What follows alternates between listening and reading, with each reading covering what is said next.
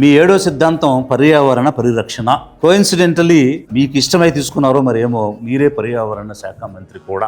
అయితే పర్యావరణ శాఖ మంత్రిగా మీకు పర్యావరణాన్ని పరిరక్షించే ఒక బృహత్తరమైన అవకాశం వచ్చింది, ఒక గోల్డెన్ ఆపర్చునిటీ వచ్చింది. మీరు ఏ విధంగా పర్యావరణాన్ని పరిరక్షణ చేస్తూ ఉన్నారు?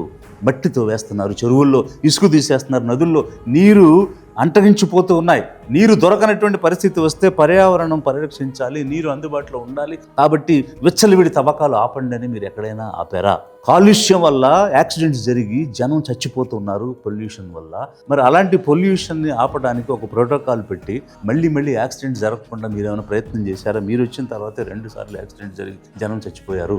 ఇదంతా ఒక ఎత్తు అయితే, అభివృద్ధి పేరుతో 2 పంటలు పండేటువంటి భూముల్ని ఇండోసోల్ అని, సోలార్ ప్యానల్స్ అని భూములు లాకేసుకుంటూ ఉంటే, రైతు ప్రయోజనాల కోసం, పర్యావరణం కోసం మీరు వ్యవసాయానికి యోగ్యం కాని భూములు తీసుకుని పరిశ్రమలు పెట్టి అభివృద్ధి చేయండి, అంతేగాని పర్యావరణాన్ని పాడు చేస్తూ పంటలు పండే భూములు తీసుకోవద్దని ఎక్కడైనా మీరు మాట్లాడారా? రైతుల తరపున కానీ, ఎన్విరాన్మెంట్ తరపున కానీ మీరు ఎక్కడైనా మాట్లాడినట్టు దాఖలాలే లేవు.